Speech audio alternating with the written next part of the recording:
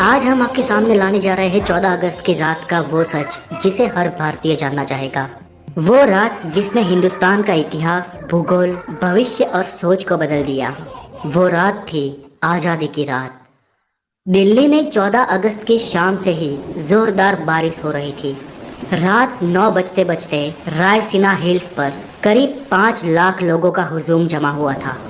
बारिश अब भी जारी थी। रात को करीब 10 बजे सरदार पटेल, जवाहरलाल नेहरू, डॉक्टर राजेंद्र प्रसाद और माउंटबेटन वाइसरॉय हाउस पहुंचे। 14 अगस्त 1947 की रात 12 बजने में कुछ ही मिनट बाकी थे। तब पंडित जवाहरलाल नेहरू ने 2 लाइनें कहकर अपना प्रवचन शुरू किया।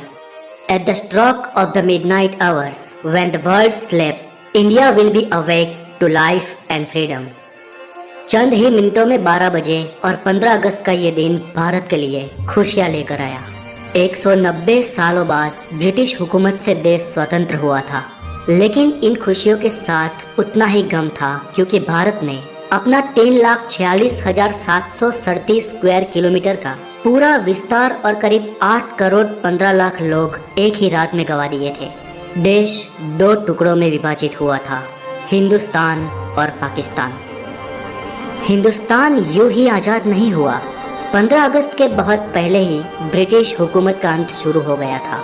महात्मा गांधी के जन आंदोलन से देश में नई क्रांति की शुरुआत हुई थी, तो एक और सुभाष चंद्र बोस की आज़ाद हिंद फौज ने अंग्रेजों का जीना दुश्वार कर रखा था। ऊपर से दूसरे विश्व युद्ध के बाद ब्रिटिश सरकार में उतना दम भी नहीं था कि वो हिंदुस्तान पर अब शासन चला सके। इसलिए माउंटबेटन को भारत का आखिरी वाइसरॉय बनाया गया था, ताकि देश को आधिकारिक तरीके से स्वतंत्रता दी जा सके।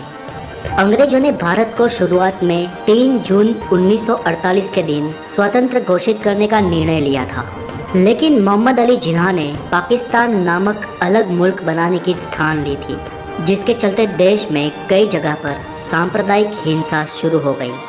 बिगड़ती परिस्थिति को देख अंग्रेज भारत को हो सके इतना जल्दी स्वतंत्र राष्ट्र घोषित कर देना चाहते थे, क्योंकि अंग्रेजों को भी भारत को आखिरकार एक टुकड़े में नहीं लेकिन 2 टुकड़े में विभाजित करना था। स्वतंत्रता के लिए दिन 15 अगस्त ही क्यों चुना गया? तो इसमें ऐसा है कि सिर्फ हम भारतीय ही शुभ और अशुभ में नहीं मानते थे, बल्कि अंग्रेज भी उतना ही मानते थे। माउंटबेटन मानता था कि 15 अगस्त का दिन शुभ है, क्योंकि 15 अगस्त 1945 के दिन ही जापान ने शरणागति स्वीकारी थी और इसके ऑफिशियल साइन 2 सितंबर को हुए थे। इसलिए बेटन के अनुसार 15 अगस्त का दिन मित्र राष्ट्रों के लिए शुभ था। तो फिर रात 12 बजे के वक्त को ही क्यों तय किया गया? तो इसके लिए भारतीय ज्योतिषियों का मानना था कि वो वक्त देश की स्वतंत्रता के लिए शुभ है।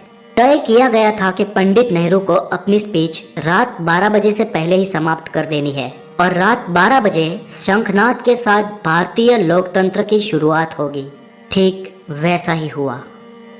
15 अगस्त की सुबह 8:30 पर पंडित नेहरू और उनके कैबिनेट ने पद और गोपनीयता की शपथ ली। रात की लगातार बारिश के बाद सुबह आसमान बिल्कुल साफ था।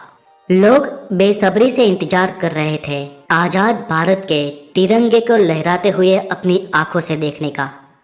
देश के तिरंगे को सबसे पहले जवाहरलाल नेहरू ने रात को 12 बजे ही पार्लियामेंट सेंट्रल हॉल में लहराया था और दूसरी बार सुबह 8:30 पर भव्य राष्ट्रध्वज को जनता के सामने ब्रिटिश राष्ट्रध्वज को उतारकर लहराया गया।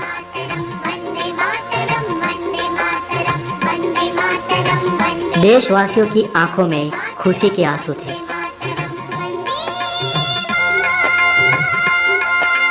आजादी के बाद 15 अगस्त के दिन ही एक साथ अंग्रेजों ने देश को नहीं छोड़ा। आजाद भारत के कुछ आला अफसर भी कुछ समय तक अंग्रेज ही रहे।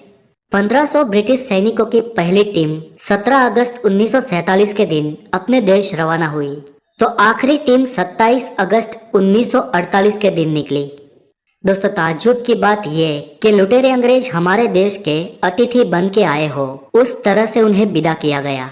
उनकी आखिरी फौज ने जब मुंबई के बंदरगाह से विदाई ली, तब जॉर्ज पंचम को विदाई देने वाला गीत बैंड बाजा के साथ बजाया गया।